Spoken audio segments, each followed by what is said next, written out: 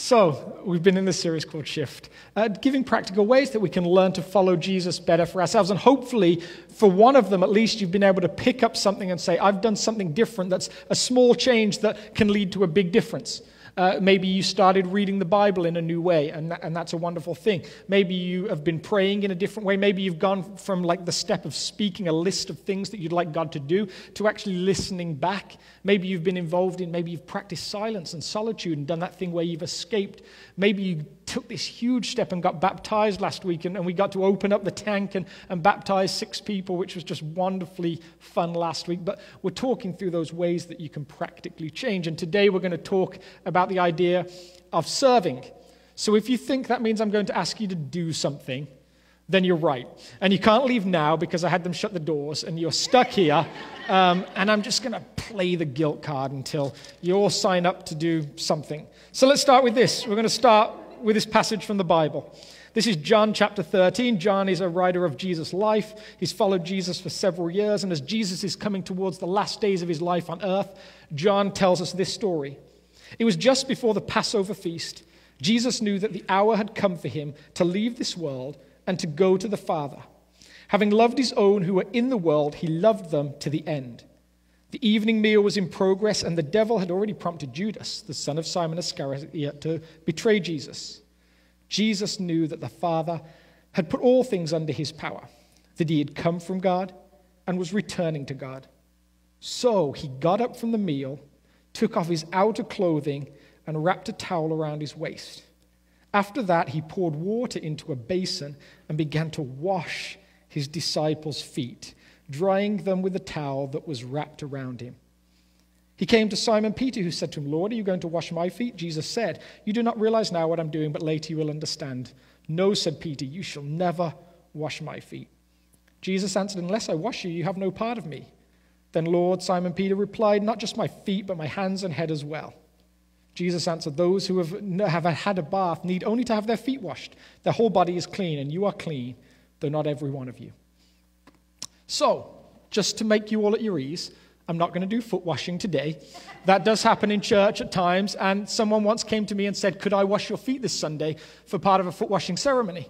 And I said, absolutely not, because I'm very sensitive about people touching my feet, so I don't want any of you guys to go through what someone tried to put me through. But this is a counterintuitive command. Sometimes in life we find that things are counterintuitive. There's a story from several years ago about a Navy pilot flying a fighter jet. She was doing some maneuvers, practicing, and she pulled back on the control stick and crashed straight into the ground. She was actually flying upside down and had lost sense of her bearings. And so the thing that felt like the thing that was needed was actually the opposite to what was needed. She thought she would go up, and she actually went down. Now, often we come across these counterintuitive things in life. How many of you have heard this one? You've got to spend money to make money. You've got to spend money to make money. Just trust me, when you try and say that in church, nobody ever buys it. You can't pull off spend money to make money in church. If you work for a charity, you're done. How about this one? If you exercise more, you'll have more energy. If you exercise more, you'll have more energy. If you rest, you can get more done. These are counterintuitive statements. In the dating world, years ago, back when I was involved in the dating world, which seems a year or two ago, I mean, it's a long time ago, they say to you this: if you pretend you're not interested, people will be interested in you. Apparently, that's a way to attract someone of the opposite sex. Just pretend you're not interested. I'm not sure it's ever worked for anyone, but that's the rumor. It's this counterintuitive idea. If you've learned to do something like skiing, you'll know this to be true. When I first learned to ski, I remember on the bunny hills, everything was simple. And then they take you further up the mountain, and what they tell you is this: put your weight downhill. You've got to let yourself go down the fall line. You've got to head down the mountain. All your weight must go in that direction. And the first time you hit one of these black runs, you think, no, I'm not doing that. My weight's staying safely up the hill. I'm going to hug this mountain like a nurturing mother. There is no way I'm throwing my weight down there. But in actual fact, the only way to ski well is to allow your weight to go downhill. Now, this is great till you move to a state like Michigan, where they have no mountains and everybody water skis. So I decided, as someone who was proficient in skiing, I would be able to water ski well. got there in the water, and I went through the awkward phase of trying to get these skis on while floating in the water, and it's just impossible. Finally get them on, and the girl that was teaching me to water ski said this, okay, the boat's going to pull you, and what you need to do is let your weight go backwards. Now, of course, I knew better because I was a master skier, so I said, no, my weight goes forward. I know perfectly well how to ski, thank you very much. And so after several face plants where my face made sharp contact with the water, I decided this may be one of those few instances in life where someone knew better than I did. And so I listened to the wise advice of this person and allowed my weight to drift back. And that was the moment where the boat's power pulled me and everything just made sense. Sometimes the counterintuitive thing is the thing that is necessary. Sometimes we think we know what feels natural, and yet in actual fact, there's something else that is needed. Sometimes, even though it doesn't make sense, you don't pull back on the control stick. You have to push forward. Jesus was a master of counterintuitive commands. He was a master of saying things that on the surface seemed like craziness, but actually in practice actually worked. And we're going to look at one today. So we're going to take that passage that we just read in John, but we're going to switch to another passage in a book called Luke that's just right here for us on the screen. A dispute arose amongst them as to which of them was to be considered the greatest. Jesus said to them, the kings of the Gentiles lord it over them, and those who exercise authority over them call themselves benefactors. But you are not to be like that. Instead, the greatest among you should be like the youngest, and the one who rules like the one who serves. Next slide. For who is greater, the one who is at the table or the one who serves? Is it not the one at the table? But I am among you as one who serves.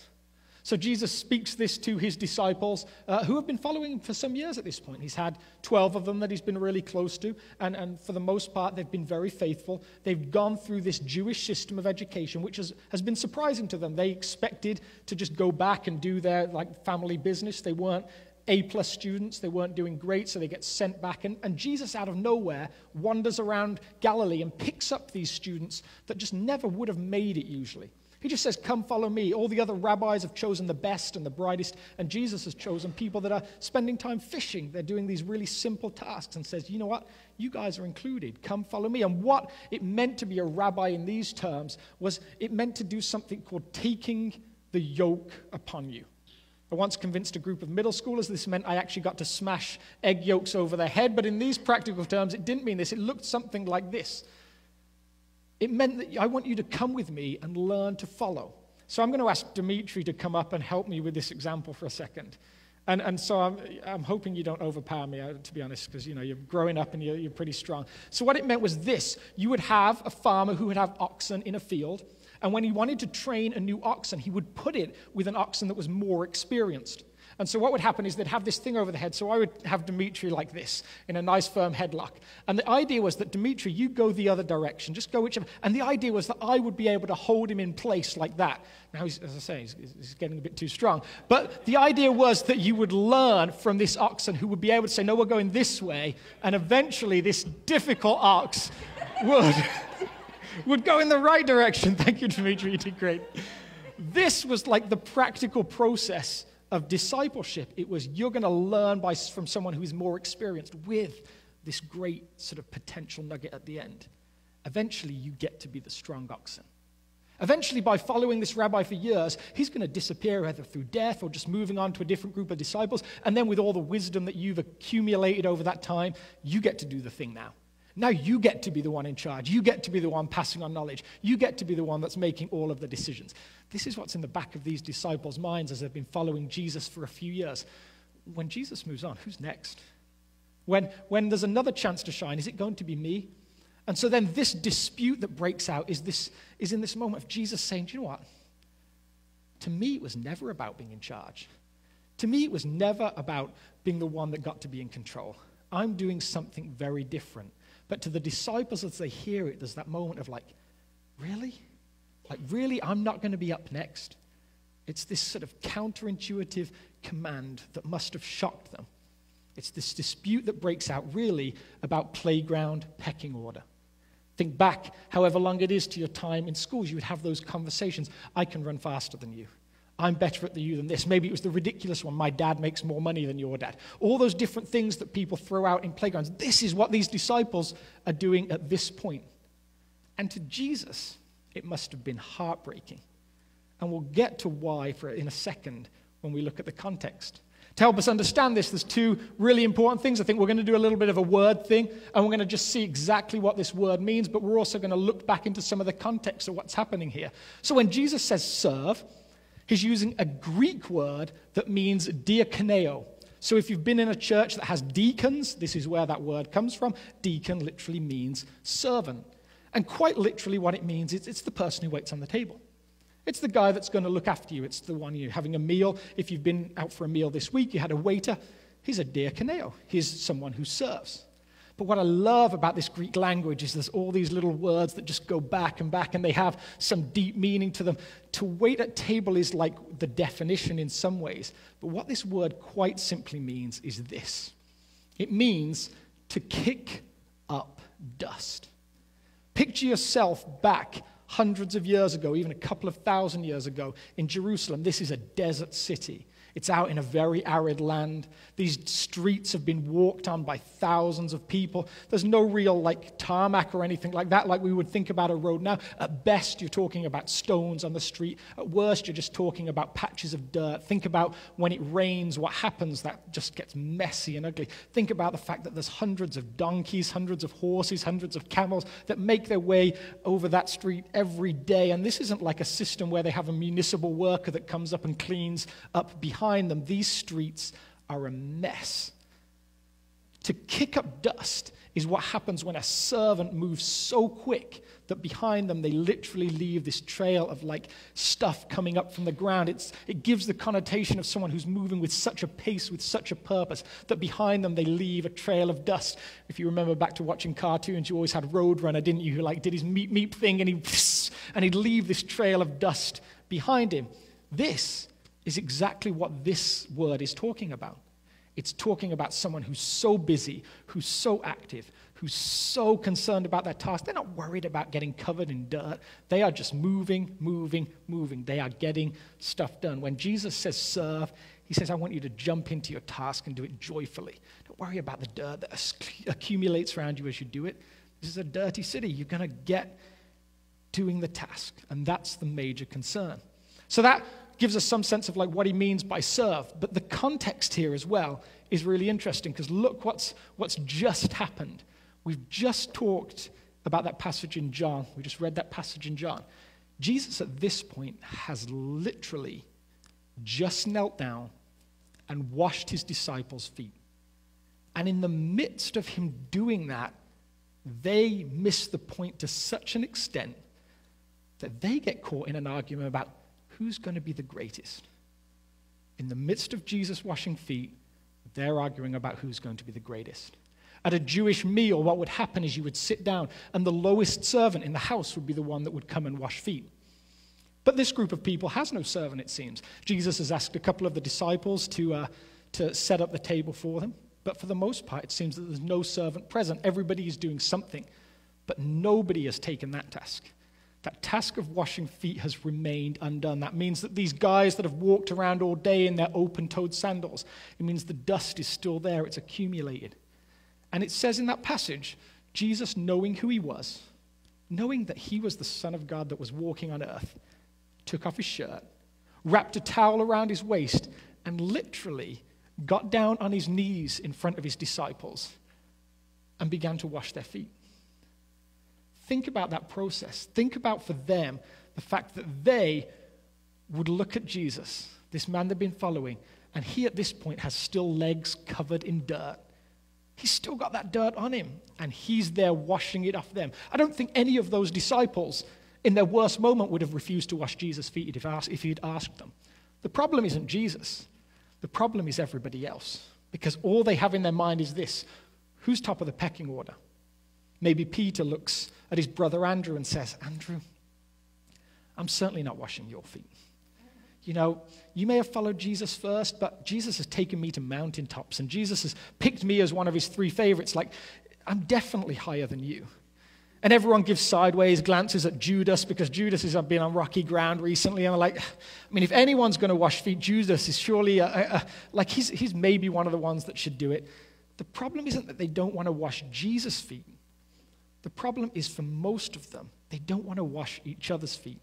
And so Jesus, with legs that are dirty, feet that are dirty, sandals that are dirty, kneels down and becomes the one who is lower, becomes the one who is a servant to all. That's the sort of parallel I want us to think about. On one hand, you have someone who's not concerned about dirt, who's so busy kicking up the dirt that they get covered in it. And on the other hand, you've got a group of people that are more concerned about who's washing the dirt off. This is the example Jesus sets, a rabbi in Jerusalem 2,000 years ago who knew who he was enough to institute something called servant leadership. Now, servant leadership wasn't just new to this time. Jesus wasn't the first person to talk about servant leadership. In actual fact, there's a Chinese writer called Lao Tzu who wrote a book called the Tao Te Ching. And he talks about a wise king who comes to the wise man and says, I'd like to be the best king possible. What can I do? And the wise man says to him, well, let me ask you a question. Think about the rivers. Where do they go? And the wise man says, well, of course, the rivers eventually flow down to the sea. He says, and why do the rivers flow down to the sea? And the king thinks about it for a second, but he has no answer. And the wise man says, well, the rivers flow to the sea because the sea is lower than they are. If you want to rule people well, you must make yourself lower than they are. And then they will follow you in the way that you hope they would follow you. So this idea of servant leadership had been around, but Jesus was the one that took this and made it practical. He was the one that took servanthood and passed it to his followers. And what's incredible is this, the early church mirrored this in spectacular ways. Look at this passage that talks about the early church. All the believers were in one heart and mind. No one claimed that any of their possessions was their own, but they shared everything they had. With great power, the apostles continued to testify to the resurrection of the Lord Jesus. And God's grace was so powerfully at work in all of them that they had no needy persons among them. This is this picture of this church where everybody just has a place. Everybody's doing something. And this, in the first century, was revolutionary. Because everything they'd seen told them that you had to be special to serve. Serving there didn't mean serving as in lowering yourself. It meant getting to be in charge, getting to do some religious duty that made you important. And when you look back across like the first century and beyond, everything connected power with being in charge of religious services. So have a look at this first picture. This is Augustus Caesar. He was the political leader of Rome just before this period. And guess who also occupied the position of the spiritual leader of Rome? Same person. If you were in charge politically, you got to be in charge spiritually, and that meant you got power. You got to do what you wanted to do. That same rabbi image that the disciples were hoping for. How about if you looked at the high priest? In Jerusalem, the high priest was the political leader for the Jewish people, and guess who got to be in charge of the spiritual stuff? Well, it was the high priest again. In actual fact, this system is so prevalent across the world that you can even see examples of it today, because guess who is theoretically the political ruler of the United Kingdom? Good old Queen Elizabeth II, may she reign long and prosperously. And guess who's also the spiritual leader of the United Kingdom? It's Queen Elizabeth II. For years and years, decades and decades, centuries and centuries, this idea of power has said that if you're in charge politically, you get to be in charge spiritually as well, and vice versa. And that didn't mean serving. That meant getting to do what you wanted to do. So when Jesus comes along and institutes this thing that's servant leadership, that says that everybody can be involved, this to the disciples was revolutionary. Suddenly, this is a thing that everybody can get involved in. But the saddest part is that the church often doesn't do a good job of still resembling that model. In actual fact, outside organizations sometimes do it so much better than us. There's a festival that happens in Nevada every year. It's called Burning Man. I've got a picture of it here. It's a crazy place. The weirdest stuff happens. I'm not saying that that should be a model of stuff for us to do, because some of the stuff that goes on there is genuinely really messed up. But at its core, there is this nugget where they get something spectacularly right in a way that we so often miss. Look at this first principle of Burning Man. I wrote it down for us to have a look at. Next slide. This is one of their principles, radical inclusion. You belong here and you participate. You are not the weirdest kid in the classroom. You are here to build a community that needs you and relies on you. Doesn't that sound like what church should be like? Doesn't that sound like they took something from us from thousands of years ago and said, no, we're going to make that our thing? When church is at its best, when the worldwide church is at its best, that is what community is. You are not the weirdest kid in the classroom. It doesn't matter what's happened in your past. It doesn't matter where you've been. You get to be involved in this thing. It's not about power. It's about service. And guess what? Anybody can do it. This is this radical message that the church began 2,000 years ago. Service is for everyone. Look at that passage there, or that statement there, and look at this passage from Ephesians chapter 4. He, God, handed out gifts of apostle, prophet, evangelist, pastor, teacher to train Christ's followers in skilled servant work, working within Christ's body, the church, until we're all moving rhythmically and easily with each other, efficient and graceful in response to God's Son, fully mature adults, fully developed within and without, fully alive, just like Christ. That's this picture of the church where everybody gets to play a part. You are included in that in the moment that you decide to follow Jesus as well. Service is for everybody. Getting to be involved is a privilege. So a couple of principles that I thought would be helpful to us as we think about the fact that you get to jump in somewhere, you get to do the stuff, and it's not just on me and people that work in a church to do it. So first one, be the one that makes a difference. History is full of individual, single people that chose to do something, and it turned out to be spectacular. They didn't believe in their own smallness. They believed that as part of a bigger thing, they got to make a difference. This is a picture of Witold Piketty. He's on history as the only man that voluntarily went to Auschwitz in the Second World War. If you don't know about Auschwitz, Auschwitz was one of the death camps that the Nazis used to exterminate Jews. And Witold Piketty, when millions of people were being sent there as prisoners, said, I'm going to go there voluntarily.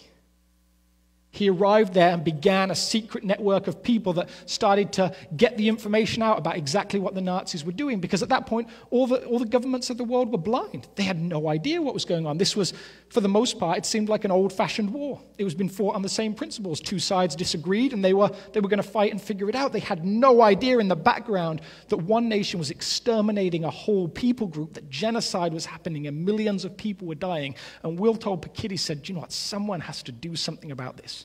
So he had himself arrested, had himself placed in the prison camp, started building these relationships, and then escaped with all of this information. And he was the moment when suddenly everyone realized exactly what was taking place. Now, his mission was secret, so for years nobody knew about it. But when finally the Polish government started to release details of what Witold Piketty had done, it started to come out, and people were amazed at the sacrifice of one man who would say, this might seem impossible, but I am going to make it happen. When they started to talk about him retrospectively, one of the Polish leaders stood up and said this: when God created the human being, Witold Piketty was what he had in mind for the way that we should live. This is one man who says, do you know what? It doesn't matter how big it seems. And history is full of people like him. There's a story in the Bible that if you love history, if you like to just read narrative, check out the book of Nehemiah. It's in the Old Testament, and you can just read some of the history of the Jewish people. But Nehemiah is a guy who was exactly like that. He was a guy that said, it doesn't matter how big the task seems, I'm still going to do everything I can to make it happen.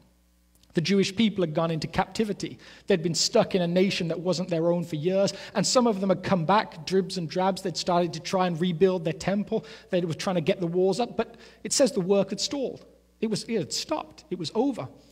And so there's Nehemiah. He is the cupbearer to the king. He has a position of privilege. He gets the best food. He gets the best wine. He gets the king's ear. He gets this relationship with essentially the celebrity of the day. And he's faced with a choice. Do I do something that seems impossible, or do I just leave it for somebody else to try and do?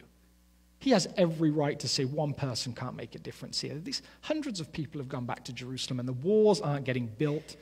Why should I try? Why should I make a difference? And this is what Nehemiah says. In the month of Nisan, I took the wine and gave it to the king. I had not been sad in his presence before. So the king said to me, why does your face look so sad when you are not ill? This can be nothing but sadness of heart.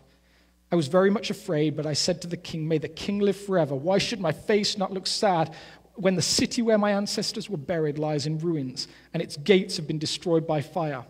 The king said to me, what is it that you want? Then I prayed to the God of heaven, and I answered the king, if it pleases the king, and if your servant has found favor in your sight, let him send me to the city in Judah where my ancestors are buried so that I can rebuild it. Then the king with the queen sitting beside him said, how long will your journey take, and when will you get back? It pleased the king to send me, so I set a time.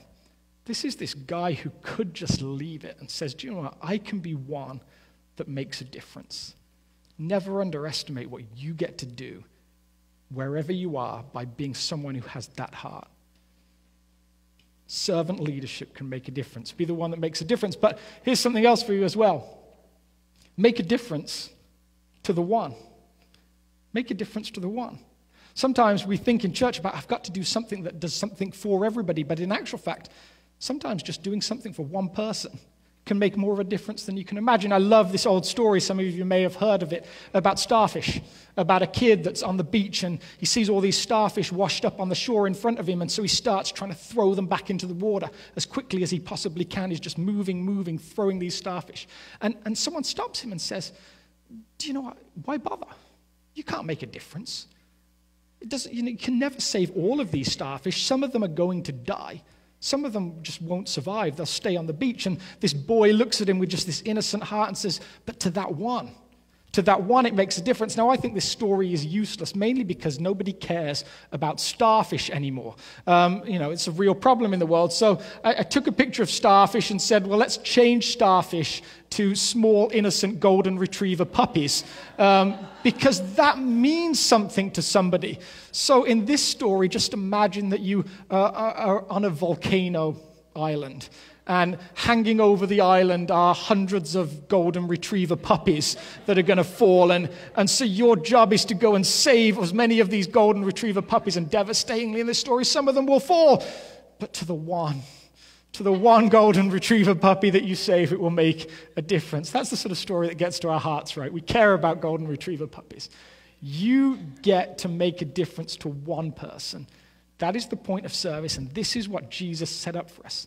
This system where everybody is involved and everybody gets to serve. You have stuff to do.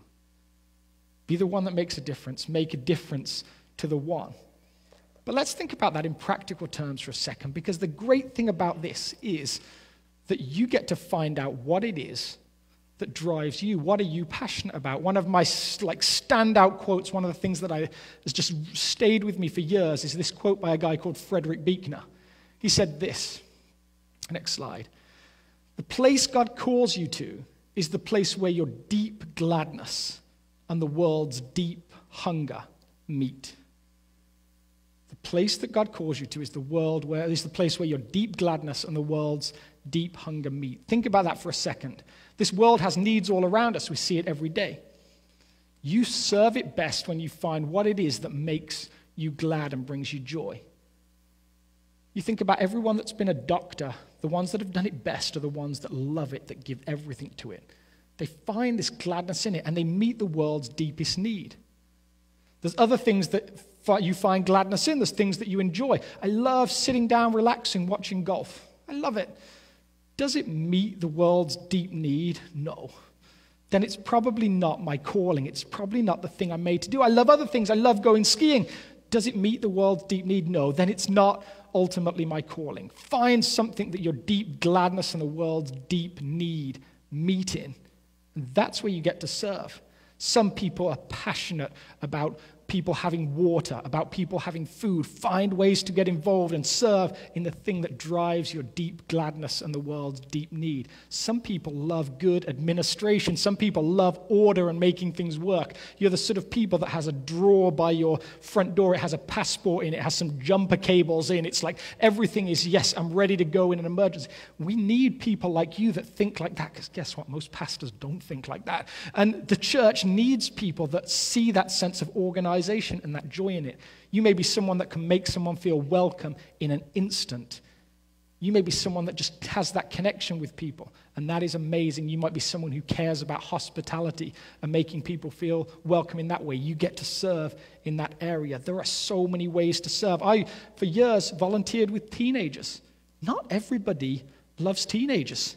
They're like the left-hand majority. They're the golden retriever puppy nobody seems to want to save. And I love hanging out with teenagers. People would always just look at me in amazement and say, you enjoyed hanging out with 12 and 13 years? Yes, I actually did. It was my deep gladness and the world's deep needs. Some people have incredible patience with 4 and 5 and 6 and 7-year-olds, and to them they meet the great need and their deep gladness collide together, and that's amazing. You have something that you are made to do. There was years ago this thing called the 4 spiritual laws, and I'm not convinced about most of them, but the first one said this: God loves you and has a plan for your life. And that one I think is spot on. God made you the way he made you for a reason. With all your quirks, with all your weirdness, he gave you something that nobody else has. And you get to jump in and serve. But something else a little more practical as well. My question for us is this: yes, can you find the place where God calls you to, but also would you serve in the place where your giftedness and our community needs meet? The way that this community is supposed to mirror Jesus' first community is that everybody gets to play a part. And as a community, we'll have needs that you guys, through your giftedness, get to meet. We have those needs that come up all the time, and you get a part to play. So many churches will say it's great that we have 60% of people serving, and I think that's fine. But I always think our target should be 100%. I think everybody has a part to play in this, and that includes you. With all the ways that you have insecurities about yourself, with all the ways that you're not sure about what you can do, I actually think you have a place to serve. We would love to help you find that spot here. Jesus said that he was instituting servant leadership. He said that he was creating a community where service was no longer a privilege that was connected to power, but he was finding a ways to build this dynamic community where everybody played a role. It wasn't one guy up front, it was everybody. It wasn't one woman up front, it was everybody. This is the community that we want to create here in Clifton Park. You have something to do. So 3 things for us to take away from that, 3 things for us to remember. Firstly is this: the counterintuitive statement of Jesus is that the way up is down. It doesn't make sense. It turns out that it's true. The way up is down. Second one is this: you were made to kick up dust. You weren't made to worry about who was cleaning the dust off. You were made to move with such purpose and passion that in the streets of Jerusalem, you would be the one that saw dust clouds rising behind you. And when we do that together, then we're creating this dust storm of service that is revolutionary in the world that we live in today. You were made to kick up dust. Number 3, you are wanted and you are needed. In the same way that Burning Man could create a community where everybody could be involved, this is what this community is made to be. Anybody gets to serve. You get to be the one that makes a difference. You get to make a difference to the one. You are wanted. You are needed. So I'm going to pray for us. We're going to finish with a song. I'm just going to ask Josh and the team to head back up here as I pray. And we're going to sing together. And we're going to remember that this service thing was instituted by this God who was willing to lower himself to come and live amongst us. When he knelt and washed the feet of his disciples, he did it because he knew who he was. To him, it wasn't humiliating, it wasn't embarrassing. He was comfortable with who he was. He was God on earth amongst us. We get to remember that when we serve, we do it because of him, because of this God that gave us everything. So we're going to sing that last song we sang again, that what a beautiful name it is. And just in this moment, I would challenge you, think about what your role is to play. Think about your role on the world stage. You may never be famous, just like the guy in the commercial we looked at, but you actually get to play a part. God gave you some deep gladness to meet this world's deep need. And you get to play a role here at One Church with us. We get to be a community that does that together. Jesus, thank you for each and every person listening. Thank you that we get to be a community shaped by you. That you were willing to lower yourself, to become a servant. You were willing to kneel before your disciples, covered in dirt yourself, and wash the dirt from them. God, help us to be like you in our way of service. Help us to live out your servant leadership model in the world around us. Help us to take the challenge seriously, to realize we can be one that makes a difference. And we can make a difference to one person. Help us to remember that the way up is down. Help us to remember that we are wanted here and we are needed. Thank you, Jesus. Amen.